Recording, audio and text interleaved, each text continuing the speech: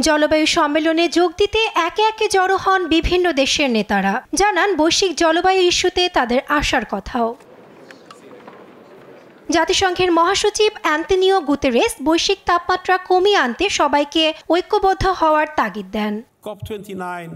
COP29 জলবায়ু অর্থায়নের দেয়াল ভাঙবে। উন্নয়নশীল দেশগুলো বাকুকে খালি হাতে ফেরাবে না।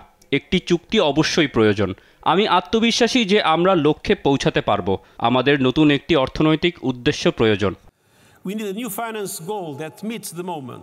এ সময় জলবায়ু ইস্যুতে আশার আলো দেখিয়েছেন যুক্তরাজ্যের প্রধানমন্ত্রী কেয়ার স্টারমার। 2035 সালের মধ্যে কার্বন নিঃসরণের মাত্রা 81% কমিয়ে আনার লক্ষ্যে কাজ করার কথা জানান তিনি।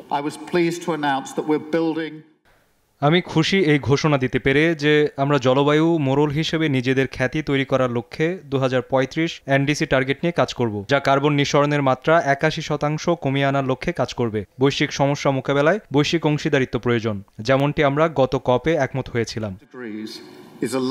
তুরস্কের প্রেসিডেন্ট রিসেপ তাইপ এরদোয়ান গাজায় পরিবেশগত বিপর্যয় সৃষ্টির পেছনে দায়ী করেন ইসরায়েলকে।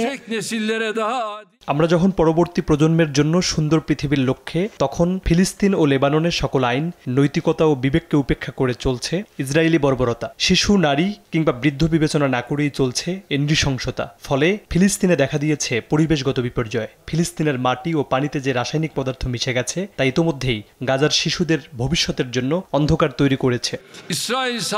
এর আগে স্বাগতিক দেশ আজারবাইজানের প্রধানমন্ত্রী ইলহাম আলিয়েভ বলেন, তেল, গ্যাস ও অন্যান্য প্রাকৃতিক সম্পদ সৃষ্টিকর্তার উপহার।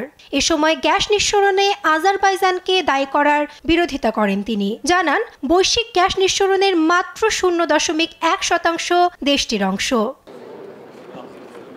আজারবাইজানের রাজধানী বাকুতে চলছে জাতিসংঘের জলবায়ু সম্মেলন COP29। সোমবার শুরু হয় এ সম্মেলন।